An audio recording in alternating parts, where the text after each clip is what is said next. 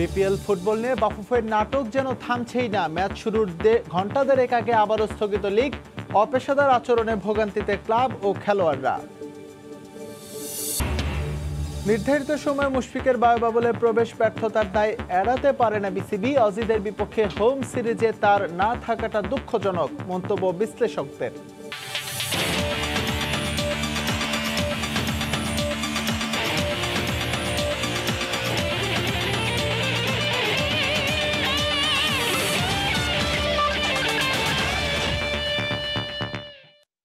শুরুতে ফুটবল প্রসঙ্গ। বাফুফের অপেশাদারিত্বের নজিরবিহীন উদাহরণ দেখল দেশের ঘরোয়া ফুটবল।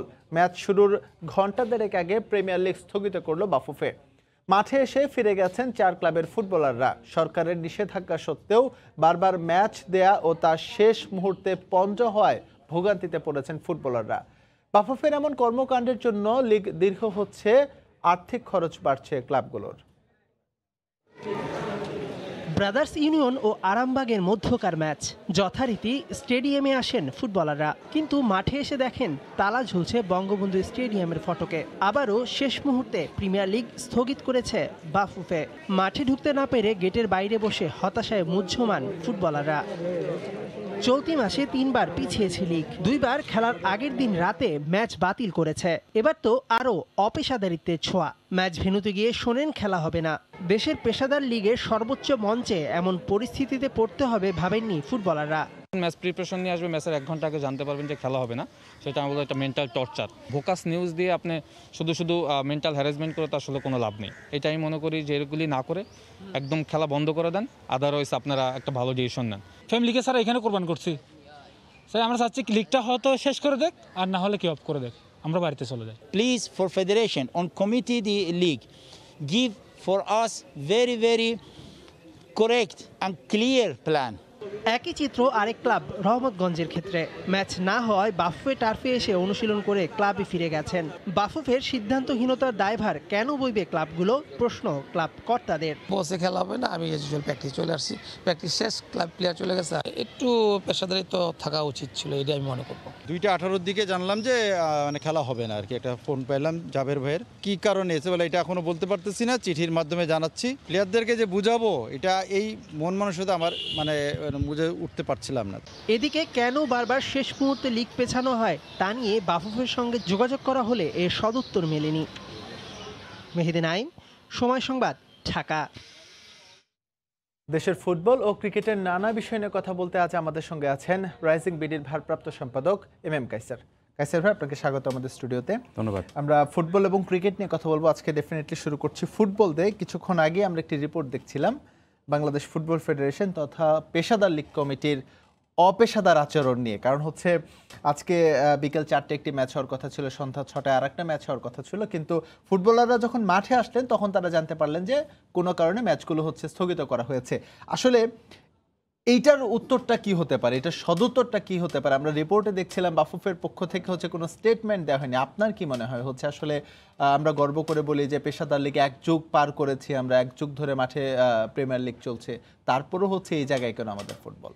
প্রথমে বলে রাখি যে এটি পেশাদার লিগ, শুধু নামে পেশাদার, কিন্তু কাজে আপনি কিন্তু একদম পুরোপুরি অপেশাদার এখন পর্যন্ত। আপনি পেশাদার লিগের যে যতগুলো ক্রাইটেরিয়া থাকার প্রয়োজন, তার কিন্তু ন্যূনতম কোনো ক্রাইটেরিয়া বাংলাদেশ ফুটবল ফেডারেশন এই গত 1 যুগে কিন্তু পালন করতে পারেনি। এবং আজকে যে ঘটনাটা ঘটেছে সেটাতে আমি কিন্তু খুব একটা অবাক হইনি। কারণটা হলো যে আমার কাছে মনে হচ্ছে যে ফুটবল ফেডারেশন এই ধরনের সিদ্ধান্ত নিতে অভ্যস্ত হয়ে গিয়েছে। আপনি জেনে থাকবেন যে এটি 3য়বারের মতো এই ধরনের ঘটনা কিন্তু এই লিগে ফুটবল ফেডারেশন ঘটিয়েছে।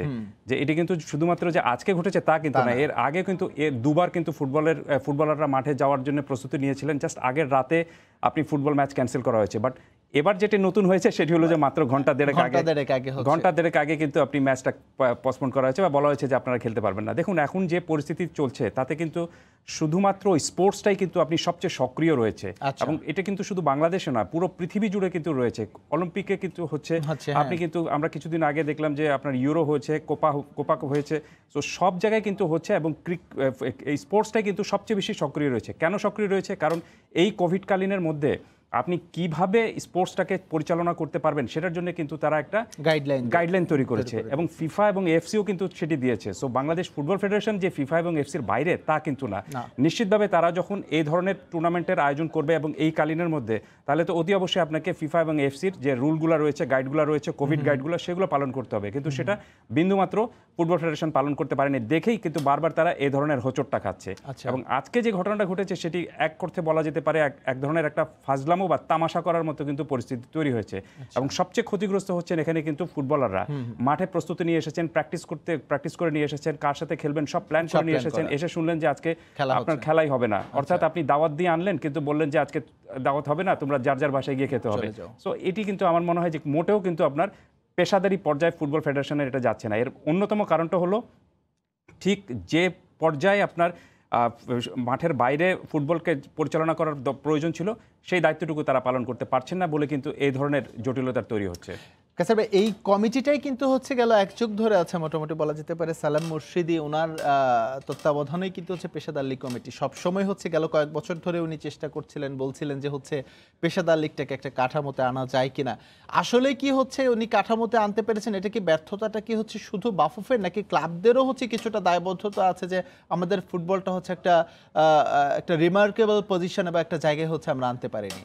দেখুন, এই ফুটবল ফেডারেশনে যখন সাবেক ফুটবলাররা আসেন তখন কিন্তু এক ধরনের আশা থাকে মানুষের মধ্যে যে তারা যেহেতু তৃণমূল থেকে ফুটবল শিখে এসেছেন, মাঠের খেলা খেলে এসেছেন, তারা জানেন যে ফুটবলটাকে কিভাবে এগিয়ে নিয়ে যেতে হবে। কিন্তু দুঃখজনক বিষয় হলো যে লম্বা সময় ধরে সাবেক ফুটবলাররা এই ফুটবল ফেডারেশনে থাকা অবস্থায় কিন্তু ফুটবলের হাল কিন্তু খুব একটা ভালো হয়নি। এবং খুব আপনার দেখবেন যে ছোট ছোট যে বিষয়গুলো খুব সহজে সমাধান হতে পারতো সেই বিষয়গুলো কিন্তু সমাধান হয়নি। আজকের বিষয়টি দেখুন, এটি যেটি হয়েছে সেটি কিন্তু কোনো মতেই মেনে নেওয়ার মতো অবস্থায় না।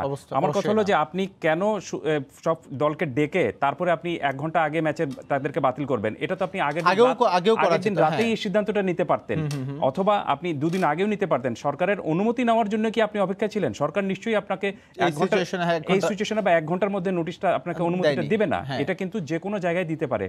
একটু ব্যাখ্যায় যাই, সেটি হলো যে দেখুন কিছুদিন পরে কিন্তু ক্রিকেট ম্যাচ শুরু অস্ট্রেলিয়ার সাথে বাংলাদেশে, সেখানে কিন্তু কোনো ধরনের কোনো সমস্যা হচ্ছে না। তার কারণটা হলো যে ক্রিকেট বোর্ড আপনার যে পেশাদার ভঙ্গিতে এগোনোর কথা ছিল তারা সেই সব ক্রাইটেরিয়া পূরণ করেছে দেখে এখন কিন্তু কোনো ধরনের সমস্যা হচ্ছে না। আসলে ফুটবলে কি এটা করা সম্ভব কিনা? ক্রিকেটের যেরকম হচ্ছে বাইলেটারাল সিরিজগুলো হচ্ছে, অস্ট্রেলিয়া আমরা জানি যে পরশুদিন এসেছে, তারা হচ্ছে একটা সিরিজ খেলবে, কিন্তু এই পেশাদার লিগে হচ্ছে ক্লাবগুলো হচ্ছে এক একটা ক্লাব বিভিন্ন জায়গায় থাকে, ভিন্ন জায়গায় থাকে।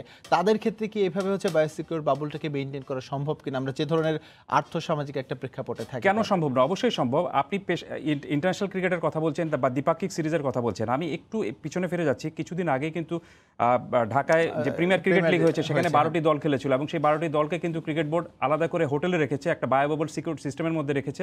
সেখানে কিন্তু কোনো ধরনের দুর্ঘটনা ঘটেনি এবং খুব চমৎকারভাবে কিন্তু পুরো সিরিজটা সুন্দরভাবে সমাপ্ত হয়েছে। তাহলে ক্রিকেট যেটা পারবে ফুটবল ফেডারেশন সেটি পারবে না কেন? না পারার তো কোনো কারণই নেই। তো আমার মনে হয় যে প্রথম যে জিনিসটা যেটি প্রয়োজন সেটা হলো যে আপনার ইনিশিয়েটিভ, টেন্ডেন্সি, এবং সেটি আপনি কার্যকর করার জন্য যে ভূমিকাটা নেওয়া উচিত, যে লিডারশিপটা দরকার, সেটা ফুটবল ফেডারেশন নিতে পারেনি। আমরা নিশ্চয়ই প্রত্যাশা থাকবে হচ্ছে ফুটবল ফেডারেশন তাদের যে ল্যাকিংসগুলো রয়েছে সেখান থেকে বের হয়ে আসবে। কাছে ভাই হচ্ছে আমরা আরও কথা বলবো, এরপর নিশ্চয়ই ক্রিকেট নিয়ে কথা বলবো। তার আগে হচ্ছে একটি রিপোর্ট আসছে, সেটি হচ্ছে দেখে আসবো। এবার ক্রিকেটের খবর। বাংলাদেশের বায়োবাবল ব্যবস্থাপনায় সন্তোষ প্রকাশ করেছে অস্ট্রেলিয়া ক্রিকেট দল। অস্ট্রেলিয়া দলের প্রাপ্ত সুবিধাদি নিয়ে অনেক আলোচনা হলেও করোনাকালীন সময় বিবেচনায় এগুলো স্বাভাবিক বলেই মনে করে বাংলাদেশ ক্রিকেট বোর্ড। এ ধারা বজায় রাখতে পারলে আগামী সিরিজগুলো আয়োজনের সুবিধা হবে বলে মনে করেন বিসিবির প্রধান নির্বাহী নিজামুদ্দিন চৌধুরী সুজন। এদিকে আগামী সপ্তাহ জুড়ে আবহাওয়ার পূর্বাভাসে বৃষ্টিপাতের সম্ভাবনা থাকলেও মিরপুরের ড্রেনেজ ব্যবস্থা ভালো হয় বিষয়টি নিয়ে চিন্তিত নয় বিসিবি। ভয় ছিল কিছুটা, কারণ ক্রিকেট বিশ্বে নাক উঁচু বলে পরিচিত অজিদের মন ভরানো যাবে কিনা তা নিয়ে ছিল সংশয়। তবে এয়ারপোর্ট এবং হোটেলের বায়োবাবল ব্যবস্থাপনায় সন্তোষ প্রকাশ করেছে ক্রিকেট অস্ট্রেলিয়ার প্রতিনিধিরা। আমার মনে হয় যারা যেটা পেয়েছে মোর দেন দেয়ার এক্সপেকটেশন, তাদের যে সমস্ত ইনফরমেশনগুলো আমি পাচ্ছি তাতে মনে হচ্ছে যে তারা এখন পর্যন্ত সব নিয়ে খুশি আছে। স্পেশালি প্রথম যে স্টেপটা ছিল তাদের টিম অ্যারাইভাল থেকে হোটেলে যাওয়া পর্যন্ত এবং হোটেলের যে এনভায়রনমেন্ট সব কিছু নিয়ে তারা খুশি আছে বলে আমি মনে করি। বায়োবাবল প্রোটোকল আছে, এই প্রোটোকলের বাইরে অস্ট্রেলিয়া টিম কিছু বাড়তি রিকোয়ারমেন্টস বলেছে, আমরা সেগুলো ফুলফিল করছি, বা আমাদের কিছু অব্লিগেশন দিয়েছে সেগুলো আমরা ফুলফিল করছি। সো এর বাইরে কিন্তু তেমন কিছু না। সো বিষয়টাকে যদি আমরা খুব মানে বেশি রকমের করে দেখি, সেভাবে দেখার কিন্তু আসলে সুযোগ নেই। এটা এখন বর্তমান সিচুয়েশনে এটাই নিউ নর্মাল, এবং এভাবেই আমাদের ইভেন্টগুলো মানে আয়োজন করতে হবে। এত কঠিন শর্ত পূরণ করতে গিয়ে উল্টো কিছু সুবিধাই হচ্ছে বিসিবির। অস্ট্রেলিয়া সিরিজের অভিজ্ঞতা নাকি কাজে আসবে ইংল্যান্ড আর নিউজিল্যান্ডের বিপক্ষে। এটা যদি আমরা সাকসেসফুলি করতে পারি সবার সহযোগিতায়, সামনের ট্যুরগুলোর ক্ষেত্রে এটার একটা ইম্প্যাক্ট হবে এবং আমাদের কনফিডেন্স লেভেলও কিন্তু অনেক বেড়ে যাবে। আমি মনে করি আমাদের একটা অত্যন্ত এক্সপেরিয়েন্স যে জনবল, সেটা আমরা কাজে লাগাচ্ছি এবং সে ব্যাপারে আমরা কনফিডেন্ট। বায়োবাবল ছাড়াও এ সিরিজে বৃষ্টির মোকাবেলা করতে হতে পারে ক্রিকেট বোর্ডকে। আবহাওয়ার পূর্বাভাস বলছে সেরকমই, কিন্তু মিরপুরের ড্রেনেজ ব্যবস্থার উপর পুরোপুরি আস্থা রাখছে বিসিবি। আমাদের কিন্তু এছাড়া কোনো অল্টারনেট অপশন ছিল না, এবং আপনারা জানেন যে অস্ট্রেলিয়া যত সংক্ষিপ্ত সময়ের মধ্যে থেকে খেলাগুলো শেষ করে তারপর যেতে যাচ্ছে। সো এই অপশনগুলো নিয়ে আমাদের কাজ করতে হয়েছে। আমাদের ওয়েদার কনসিডারেশনও ছিল। তারপর যেহেতু টি-20 ম্যাচ, আমাদের গ্রাউন্ড প্রিপারেশনও অনেক ভালো। 1 আগস্ট কোয়ারেন্টাইন শেষে মিরপুরে অনুশীলন করবে বাংলাদেশ এবং অস্ট্রেলিয়া ক্রিকেট দল। নিয়ন মোহাইমিন, সময় সংবাদ, ঢাকা। এদিকে বায়োবাবল ইস্যুতে অস্ট্রেলিয়ার বিপক্ষে হোম সিরিজে মুশফিকুর রহিমের না থাকাটা দুঃখজনক। মুখে স্বীকার না করলেও ক্রিকেট অস্ট্রেলিয়ার আচরণে অসন্তুষ্ট বিসিবি কর্তারা। তবে বিশ্লেষকরা বলছেন, সব সুযোগ থাকা সত্ত্বেও নির্ধারিত সময়ে মুশফিকের বায়োবাবলে প্রবেশের ব্যর্থতার দায় এড়াতে পারে না বাংলাদেশ ক্রিকেট বোর্ডও। সতীর্থরা যখন টিম হোটেলে কোয়ারেন্টিনে, মুশফিকুর রহিমকে তখন একা একাই জিম করতে হচ্ছে। অস্ট্রেলিয়ার দেয়া কোয়ারেন্টিনের অদ্ভুত শর্তের কারণে ছিটকে গেছেন সিরিজ থেকেই। জাতীয় দল জিম্বাবুয়ে সফরে থাকাকালীনই জানা গিয়েছিল, শর্ত অনুযায়ী অস্ট্রেলিয়ার বিপক্ষে সিরিজ খেলতে হলে বায়োবাবলের বাইরে থাকা যে কোনো ক্রিকেটারকে অন্তত 10 দিন কোয়ারেন্টিনে থাকতে হবে। বাবা মায়ের অসুস্থতার কারণে হারারেতে টি-20 সিরিজের আগেই দেশে ফেরা মুশফিক নির্ধারিত সময়ে বাবলে প্রবেশ করতে না পারায় তাকে আর এই সিরিজে খেলার অনুমতি দিচ্ছে না ক্রিকেট অস্ট্রেলিয়া। ও তো ডিসিশন চেঞ্জ করে টি-20 খেলতে জিম্বাবুয়েতে থেকে গেছে, অথচ এখন চাইলেও মুশফিককে নিতে পারবেন না। ওরা খুবই স্ট্রিক্ট। শুরুতে জিম্বাবুয়ের বিপক্ষে টি-20 সিরিজে বিশ্রামে থাকতে চাইলেও কোয়ারেন্টিন জটিলতা এড়িয়ে অস্ট্রেলিয়ার বিপক্ষে খেলতে মুখিয়েছিলেন মুশফিক। সেজন্য সিদ্ধান্ত পাল্টে হারারের 3টি টি-20ও খেলতে চেয়েছিলেন, যদিও পারিবারিক কারণে শেষ পর্যন্ত না খেলেই ফিরতে হয় দেশে। তবে বিশ্লেষকদের প্রশ্ন, তবুও কি মুশির সুযোগ ছিল না গুরুত্বপূর্ণ এই সিরিজে অংশ নেয়ার? মুশফিকের উচিত ছিল এবং এই ব্যবস্থাটা করা উচিত ছিল ঠিক সময় মতো।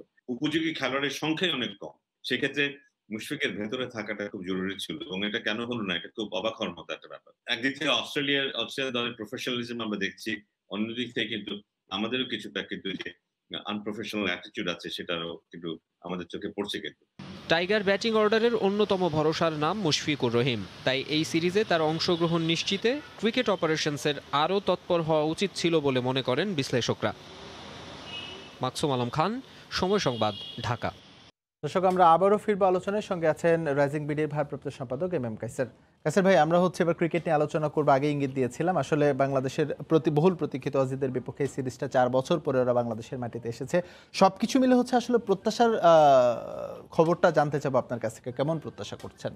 দেখুন, অস্ট্রেলিয়াকে অনেকে বলছে যে অস্ট্রেলিয়ার এই দলটা যারা এসেছে সেটা হলো যে সেকেন্ড স্ট্রিং দল, কিন্তু আমার কাছে সেটি কিন্তু মনে হচ্ছে না যে সেকেন্ড স্ট্রিং দল। সেই দলের শুধুমাত্র আপনি দেখবেন যে ব্যাটিংয়ে কিছুটা দুর্বলতা রয়েছে, কিন্তু বোলিং যদি যারা আছে বিশ্লেষণ করেন সেখানে দেখবেন আপনি হ্যাজেলউড রয়েছেন, আপনি মিচেল স্টার্ক রয়েছেন, আপনার এগার রয়েছেন, এবং অ্যাডাম জাম্পার রয়েছেন স্পিনার, এবং সবকিছু মিলে আপনি দেখবেন যে এই বোলিংটা কিন্তু বাংলাদেশ দলের জন্য আমার কাছে মনে হচ্ছে যে একটু চ্যালেঞ্জিং বিষয় হবে।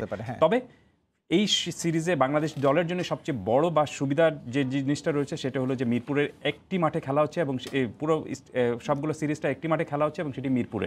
এবং মিরপুরের এই স্টেডিয়াম বা মিরপুরের এই উইকেট বাংলাদেশ অস্ট্রেলিয়ার দলের চেয়ে কিন্তু ভালোভাবে চেনা রয়েছে। তো সেই উইকেটটা এবং সেই কন্ডিশনটা যদি বাংলাদেশ দল ভালোভাবে কাজে লাগাতে পারে, তাহলে আমার মনে হয় যে এই সিরিজটা বাংলাদেশ দলের জন্য এখন বলা যেতে পারে না যে কে ফেভারিট, তবে যদি গিভেন ডেতে ভালো পারফরমেন্স করতে পারে বাংলাদেশ, তাহলে এই সিরিজটা বাংলাদেশ জিততে পারে। কাসের, আপনি বলছিলেন যে বোলিং ডেপথটা ডেফিনেটলি বেশি, কিন্তু ব্যাটিংয়ে কিছুটা পিছিয়ে আছে। তারপরে যদি আমরা টিম অ্যানালাইজ করি, সেখানে দেখেছি যে ম্যাক্সিমাম ক্রিকেটার কিন্তু ওয়ানডে কিংবা টেস্ট না খেললেও টি-20তে কিন্তু তারা মানে নিয়মিতই খেলে থাকেন। 15-20টি করে টি-20 মোটামুটি অনেক ক্রিকেটারদেরই রয়েছে। সেই দিক থেকে কি আসলে বলা যায় যে আমরা টি-20তে আমাদের সক্ষমতা যেখানে বা আমরা যে অবস্থানে রয়েছি, সেই তুলনায় তো এই ক্রিকেটারগুলো যথেষ্ট পরীক্ষিত, এবং তারা বিভিন্ন কাউন্টিতেও খেলে থাকে, বিভিন্ন ফ্র্যাঞ্চাইজি লিগে খেলে থাকে। সুতরাং এগিয়ে থাকছেই কিনা? অস্ট্রেলিয়া ডেফিনেটলি কিছুটা হলেও এগিয়ে থাকছে, কিন্তু আমি যেটা বললাম যে সবচেয়ে বাংলাদেশ এগিয়ে থাকছে কিন্তু আপনি উইকেট বিবেচনায়, এবং এই উইকেট নিশ্চিতভাবে আপনি জানেন যে এই উইকেট কিন্তু আপনি ফাস্ট এবং বাউন্সি উইকেট হবে না। সো বাংলাদেশের মিরপুরের যে ট্র্যাডিশনাল যে উইকেট, সেই ট্র্যাডিশনাল উইকেটেই খুব সম্ভবত এই 5টি ম্যাচ হবে। এবং একটা জিনিস আপনি দেখবেন যে যেহেতু আপনার খেলা খুব দ্রুত, আপনি উইকেটের কন্ডিশন চেঞ্জ হওয়ার খুব একটা সুযোগটা নেই। সো আমার মনে হয় যে সবকিছু মিলে বাংলাদেশ দলের কিন্তু এবার খুব ভালো একটা সম্ভাবনা রয়েছে। এখন পর্যন্ত টি-20তে বাংলাদেশ ওয়ানডেতে অস্ট্রেলিয়াকে হারিয়েছে, টেস্টেও হারিয়েছে, কিন্তু এখন পর্যন্ত 4টি টি-20 খেলেছে, কোনো সময় কিন্তু সেরকম ওয়ার্ল্ড টি-20তে সবগুলো ওয়ার্ল্ড টি-20তে কখনোই কিন্তু সেরকম কম্পিটিটিভ ক্রিকেট খেলতে পারেনি। So this is the right time, এবং এটা খুব ভালো একটা সুযোগ। এবার যদি অস্ট্রেলিয়াকে এই সিরিজটা আমরা জিততে পারি, তাহলে দেখবেন যে আপনি টি-20 ওয়ার্ল্ড কাপের জন্য যে আমাদের যে প্রস্তুতিটা, সেই প্রস্তুতির প্রাথমিক পর্বটা আমাদের খুব ভালো হবে এবং একটা অন্য ধরনের কনফিডেন্স গ্রো করতে পারে। কাসির ভাই, সেটাকে এই উইকেটে সম্ভব কিনা? কারণ আমরা জানি অস্ট্রেলিয়াকে হচ্ছে আমরা টেস্টে কিভাবে হারিয়েছিলাম মিরপুরে, একটা মানে সবাই হোম কন্ডিশনের সুবিধা নেয়, হয়তো আমরাও নিয়েছিলাম। সেই ক্ষেত্রে আপনি যে কথা বলছেন যে মিরপুরের উইকেটটা যেরকম আমরা জানি কিছুটা স্লো, যথেষ্ট স্পোর্টি না, এই কন্ডিশনে যদি হচ্ছে আমরা অস্ট্রেলিয়াকে হারিয়েও দিলাম, তারপর কি আমরা বলতে পারবো যে হচ্ছে আমরা নেক্সট যখন আমাদের টি-20 ওয়ার্ল্ড কাপ হচ্ছে ইউএইতে হচ্ছে বা হচ্ছে ওমানে হচ্ছে, সেটার সঙ্গে এটা হচ্ছে ম্যাচ করবে উইকেটের যে বিষয়টা? দেখুন, এখন টি-20তে আপনি টি-20 ওয়ার্ল্ড কাপে কি ধরনের উইকেট পাবেন সেই বিবেচনায় কিন্তু আপনি এই সিরিজটা খেলতে যাবেন না। এই সিরিজটা খেলতে হতে হবে আপনাকে যে একটা ম্যাচ সিরিজ জেতার জন্য, এবং এই যে কোনো পরিস্থিতিতে আপনি যদি একটা অস্ট্রেলিয়ার মতো দলকে হারাতে পারেন, তাহলে কিন্তু আপনি নিশ্চিতভাবে কিন্তু কনফিডেন্স আপনার লেভেল অনেক উঁচুতে যাবে, এবং আপনি তখন হয়তো অস্ট্রেলিয়া আপনি টি-20 ওয়ার্ল্ড কাপে যেমন উইকেটই পান না কেন, এই অস্ট্রেলিয়া দলের সাথে যখন আপনার আবার দেখা হবে, তখন আপনি বলতে পারবেন তোমাদেরকে তো আমরা হারিয়েছিলাম। সো এটি কিন্তু আমার মনে হয় যে সবচেয়ে বড় টনিক হবে বাংলাদেশ দলের জন্য। এখন আপনি টি-20 ওয়ার্ল্ড কাপে কেমন উইকেট পাবেন, কেমন প্রতিক্রিয়া পাবেন, সেটি বড় বিষয় না। বড় বিষয়টা হলো যে এই সিরিজটাকে নিয়ে চিন্তা করাটা। আচ্ছা কাসির ভাই, সেক্ষেত্রে হচ্ছে আমরা একটু আগে একটি রিপোর্টে দেখছিলাম আমাদের মুশফিকুর রহিম, সেটা নিয়ে হচ্ছে মনে হয় কিছুটা মিসকমিউনিকেশন বলবো নাকি হচ্ছে দায়িত্বে অবহেলা, সেটাই বলবো কিনা, যে মুশফিকুর রহিমকে কি মিস করবে কিনা বাংলাদেশ এই সিরিজটাতে? দেখুন, আমার মনে হয় যে মুশফিকুর রহিমের ব্যাপারটা বাংলাদেশ ক্রিকেট বোর্ড হয়তো অস্ট্রেলিয়ার সাথে আরেকটু ভালোভাবে নেগোশিয়েট যদি করতে পারতো, তাহলে মুশফিকুর রহিম এই সিরিজে খেলতে পারতেন। অস্ট্রেলিয়া এখানে এসেছে, অস্ট্রেলিয়া যে দাবি দাওয়া দিয়েছিল সেই দাবি দাওয়ার চেয়ে অনেক বেশি কিন্তু বাংলাদেশ দল পূরণ করে ফেলেছে, বা ক্রিকেট বোর্ড পূরণ করে ফেলেছে। আমি জানি না মিরপুর স্টেডিয়ামে খেলা দেখতে হলে অস্ট্রেলিয়া যদি দাবি করে যে ওখানে কারো নিঃশ্বাস নেওয়া যাবে না, সেটাও কিন্তু যদি পালন করতে হয়, কারণ তারা যে ধরনের কন্ডিশন দিয়েছে এর আগে কিন্তু কখনো কোনো জায়গায় কিন্তু এরকমভাবে দেখেনি। পুরো ইন্টারকন্টিনেন্টালে তারা একা থাকছে, বাংলাদেশ দল থাকছে এবং তারা থাকছে, আর কেউ থাকছে না। আপনি তারপরে মাঠের মধ্যে ঢোকার জন্য তারা যে লিফট ইউজ করবে, অন্য কেউ লিফট ইউজ করতে পারে না, কিন্তু আপনি বায়োবাবলের মধ্যে যারা থাকবেন তারা তো অবশ্যই ইউজ করতে পারেন। সো আমার মনে হয় যে অস্ট্রেলিয়া খুব কঠিন কিছু শর্ত জুড়ে দিয়েছিল এবং বাংলাদেশ সেটা আরো কঠিনভাবে পালন করেছে। এই নেগোসিয়েশনের মধ্যে বাংলাদেশ দলেরও উচিত ছিল অন্তত মুশফিক রহিমকে এখানে ইনক্লুড করাটা, কারণ আপনি তারা 10 দিনের কোয়ারেন্টাইনের কথা বলেছে, কিন্তু অস্ট্রেলিয়া দল যখন এসেছে তারা মাত্র কিন্তু 3 দিনের কোয়ারেন্টাইন করছে। সো আমার মনে হয় যে নেগোসিয়েশনটা বাংলাদেশ দল ভালো মতো, ক্রিকেট বোর্ড ভালো মতো করতে পারেনি দেখে মুশফিক রহিম এই সিরিজের দর্শক। তাহলে কি এটা হচ্ছে যে ক্রিকেট কূটনীতি যেটা বলে, সেখানে কি কিছুটা ব্যর্থতা বেশি বের কিনা? দেখুন, বাংলাদেশ দল চেয়েছে যে 4 বছর, যেটা আপনি নতজানু ক্রিকেট কূটনীতি বলবো কিনা, নাকি অস্ট্রেলিয়াকে আনাটাই হচ্ছে আমাদের বড় একটা চ্যালেঞ্জ ছিল বিষয়টা এরকম? এর আগে 4 বছর পর অস্ট্রেলিয়া এসেছে, এবং এর আগেও কিন্তু অস্ট্রেলিয়া বাংলাদেশ দলে আসেনি, বেশ কিছু আপনার নাজুক কিছু মানে আপনার শর্ত জুড়ে দিয়ে, সিলি কিছু দিয়ে আসেনি আর রাইট। তো এত বছর পরে যখন এসেছে, বাংলাদেশ দল চেয়েছে যে কোনো ভাবেই হোক অস্ট্রেলিয়া যেন আসে এবং তারা যেন শেষ মুহূর্তে সিদ্ধান্ত না বদলে ফেলে। এই কারণে তাদের সব আপনার লজিক যেগুলো ছিল বা সব শর্ত যেগুলো ছিল সেটা বাংলাদেশ দল একটু ভালোভাবে পালন করার চেষ্টাটুকু করেছে, কিন্তু সবকিছু আপনাকে মেনে নিতে হবে, কারণ নিজের শক্তিটাও তো একটা দেখানোর বিষয় ছিল। সো আমার মনে হয় যে মুশফিক রহিম যদি এখানে থাকতেন, তাহলে আপনি দেখতেন যে বাংলাদেশ দলের শক্তিটা অনেক বাড়তো, এবং বাংলাদেশ দল আপনি মুশফিক রহিমের মতো অভিজ্ঞ একজন ক্রিকেটারকে পেলে অনেক ভালো হতো দলের জন্য। সেই জায়গায় সোহানের ইনক্লুশন যেটা হচ্ছে আমরা জিম্বাবুয়েতে দেখলাম দারুণ করেছে ব্যাটসম্যান, সে বাংলাদেশে হচ্ছে কি এটা কি সাপে বর হতে পারে কিনা সোহানের জন্য? আমি সবসময় একটা জিনিস বিশ্বাস করি যে আপনি যখনই কোনো ক্রিকেটার, সিনিয়র ক্রিকেটার আপনি বা অভিজ্ঞ ক্রিকেটার ইনজুরিতে পড়েন, তার জায়গা যিনি আসবেন, এটা কিন্তু এক অর্থে কিন্তু পজিটিভ। যে সুযোগটা পাবেন সেই ইয়াং ক্রিকেটার যদি নিজেকে প্রমাণ করতে পারেন, তাহলে তার সামনে কিন্তু প্ল্যাটফর্ম ওপেন হয়ে গেল এবং নিজেকে মেলে ধরার একটা ভালো সুযোগটা তৈরি হলো তার সামনে। সবসময় কিন্তু এই ধরনের সুযোগ আসে না। সো আমার মনে হয় যে এই সিরিজে আপনি তামিম খেলছেন না, লিটন খেলছেন না, মুস্তাফিজ এখন পর্যন্ত ইনজুর্ড রয়েছে, মুস্তাফিজ ইনজুর্ড এখন পর্যন্ত, এবং মুশফিকও খেলছেন না। এই ভ্যাকেন্ট যে জায়গাগুলো রয়েছে, এই জায়গাগুলো যদি কেউ নতুন ক্রিকেটার তৈরি করতে, শূন্যস্থানগুলো পূরণ করতে পারেন, সেটি কিন্তু বাংলাদেশ দলের জন্য সামনের সময়ের জন্য অনেক ভালো কাজে দিবে। কাসির ভাই, আমরা একেবারে আলোচনার শেষ দিকে ছোট করে জানতে চাবো, জিম্বাবুয়ে দেখেছি আমরা আমাদের বেশ কিছু ইয়াংস্টাররা ভালো করেছে, তাদের জন্য এটা অনেক বড় একটা পরীক্ষার মঞ্চ কিনা? অবশ্যই অস্ট্রেলিয়ার মতো দলের বিরুদ্ধে আপনি খেলতে নামছেন, এই সুযোগ সবসময় কিন্তু পাবেন না। হয়তো দেখবেন আপনি জিম্বাবুয়ের সাথে খেলতে নামছেন, শ্রীলঙ্কার বিরুদ্ধেও খেলতে পাবেন আপনি, কিন্তু অস্ট্রেলিয়ার মতো দলের বিরুদ্ধে আপনি এত কম্পিটিটিভ এবং এত চ্যাম্পিয়ন একটা দলের বিরুদ্ধে, যেভাবে আপনি বললেন যে এই দলের কিন্তু সবাই অনেক জায়গায় ক্রিকেট খেলে থাকেন, টি-20-তে ভালো অভিজ্ঞতা রয়েছে। সো এই দলের সাথে যদি আপনি খেলার সুযোগটা পান, সেই সুযোগটা কিন্তু অবশ্যই তরুণ ক্রিকেটারদেরকে কাজে লাগানো উচিত। ধন্যবাদ কাইসার ভাই আমাদের স্টুডিওতে এসে সময় দেওয়ার জন্য। ধন্যবাদ আপনাকে এবং সময় টিভিকে। দর্শক, আমরা ছিলাম আলোচনা, আমাদের সঙ্গে ছিলেন রাইজিং বিডির ভারপ্রাপ্ত সম্পাদক এম কাইসার। মাত্র 18 বছর বয়সে রোপ স্কিপিংয়ে এক অনন্য কীর্তি করলেন ঠাকুরগাঁয়ের তরুণ রাসেল ইসলাম। 30 সেকেন্ডে 1 পায়ে 145 পার ও 1 মিনিটে 2 পায়ে 258 বার স্কিপিং করে 2 বার নাম লেখালেন গিনেস বুক অব ওয়ার্ল্ডে। এমন খবরে তাকে নিয়ে তৈরি হয় শোরগোল। সুযোগ পেলে ভবিষ্যতে আরও বড় পরিসরে নিজেকে প্রমাণ করতে চান রাসেল, আর জেলা প্রশাসক আশ্বাস দিয়েছেন তাকে সব রকমের সহযোগিতা করার। ঠাকুরগাঁও থেকে জিয়াউর রহমান বকুলের তথ্য, ছবি নিয়ে রিপোর্ট। ঠাকুরগাঁও সদর উপজেলার রহিমানপুর ইউনিয়নের হরিপুর সিরাজপাড়া গ্রামের রাসেলকে নিয়ে গর্বে যেন বুক ভরে যায় গোটা এলাকাবাসীর। রোপ স্কিপিংয়ে যিনি মাত করেছেন তাবৎ দুনিয়া, সবুজের পতাকাকে চিনিয়েছেন নতুন করে, নাম তুলেছেন গিনেস বুক অব ওয়ার্ল্ডে। গল্পের শুরুটা 2017 সালে। দিনমজুরের ছেলে রাসেল যখন লেখাপড়ার পাশাপাশি মনোযোগী হন রোপ স্কিপিংয়ে। অনেকটা অপ্রচলিত এই খেলাটার জন্য সহযোগিতা ছিল না জেলা ক্রীড়া সংস্থার পক্ষ থেকে। পরিবারের সমর্থন আর নিজস্ব অর্থে চলে তার প্রশিক্ষণ। বাকিটা ইতিহাস। অদম্য শক্তি আর দীর্ঘ অধ্যাবসায় করে এক পায়ে মাত্র 30 সেকেন্ডে 145 বার স্কিপিং এবং 1 মিনিটে 258 বার স্কিপিং করে রাসেল 2 বার নাম লেখান Guinness book of world records. উচ্ছ্বসিত পরিবার ও স্থানীয়রা খুশি, আস্থার প্রতিদান দিতে পেরে খুশি। যতদূর সাহস দিছি আর কি, মানে কি উৎসাহ দিছি বিজয় নেই, আমি খুব খুশি। সরকারিভাবে সাহায্য সহযোগিতা পাওয়া উচিত। তো আমার একটা দাবি, মূল্যায়নের মাধ্যমে তাকে রাষ্ট্রীয় অ্যাসেটে পরিণত। সাউথ এশিয়ান গেম খেলা হয়, এশিয়া খেলা, এগুলোতে ওয়ার্ল্ড চ্যাম্পিয়নশিপ খেলা হয়, এগুলোতে আমি কম্পিটিশন নেবো। তারা যদি আমাকে নিয়মিত সাপোর্ট করে তাহলে আমি অনেক এগিয়ে যেতে পারবো। ঠাকুরা থেকে আমাকে কোনো খোঁজ খবর নেই না, পুরোটা আমাকে যদি সাপোর্ট না দিত তাহলে এই পর্যায়ে আমি আসতে পারতাম না। দেরিতে হলেও টনক নড়েছে জেলা ক্রীড়া সংস্থার, আর রাসেলের পাশে থাকার সঙ্গে সার্বিক সহযোগিতার আশ্বাস জেলা প্রশাসকের। এই কৃতি সন্তানের যদি সহায়তা দেওয়া যেত, এর পাশে যদি এসে কেউ দাঁড়াতো, তাহলে এই অভিনন্দন জানাচ্ছি, শুভকামনা জানাচ্ছি এবং আমি আশাবাদ ব্যক্ত করছি যে তারা সে ভবিষ্যতে আমাদের জেলা প্রশাসনের পক্ষ থেকে যে সহযোগিতা বা পৃষ্ঠপোষকতা প্রয়োজন আমরা সেটা করব। রাসেলের এমন অর্জন ভবিষ্যতে ঠাকুরগাঁওয়ের তরুণদের আরও রোপ স্কিপিং খেলায় উৎসাহিত করবে বলেই বিশ্বাস এলাকাবাসীর। সময় সংবাদ, ঠাকুরগাঁও। এ পর্যায়ে খেলার সময় শীর্ষ সংবাদ জানিয়ে দিচ্ছি আবারও। বিপিএল ফুটবল নিয়ে বাফুফের নাটক থামছেই না। ম্যাচ শুরুর ঘন্টা দেড়েক আগে আবারও স্থগিত লিগ। অপেশাদার আচরণে ভোগান্তিতে ক্লাব ও খেলোয়াড়রা। এই ছিল খেলার সময়, সঙ্গে থাকুন সময়ের।